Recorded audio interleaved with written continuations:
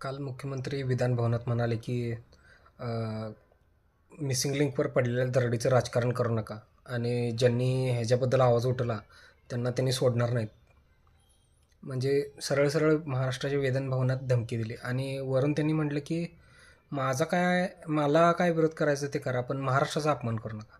आता एक तर मिसिंग लिंकवर दरड कोसळली त्याच्याबद्दल लोकांनी आवाज उठवला, तर ह्याच्यात महाराष्ट्राचा अपमान नाही तर त्या कामाचा दर्जा याच्यावर लोकांनी प्रश्न उठवला, ना की महाराष्ट्राचा अपमान केला.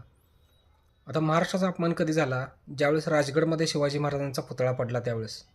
ज्यावेळेस स्वतः मुख्यमंत्री काल महाराष्ट्राच्या विधिमंडळात महाराष्ट्राची भाषा मराठी सोडून हिंदीमध्ये बोलले, भाडेके टट्टू म्हणून. त्यावेळेस महाराष्ट्राचा अपमान झाला.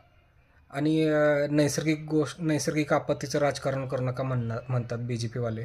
तर कोरोनाच्या काळात रेमडेसिवीरचा साठा करणारे बी जे पी हे सरकारला सहकार्य करत होतं काय राजकारण करत होतं साठा करून? तुम्हाला काय वाटतंय कमेंट करून सांगा.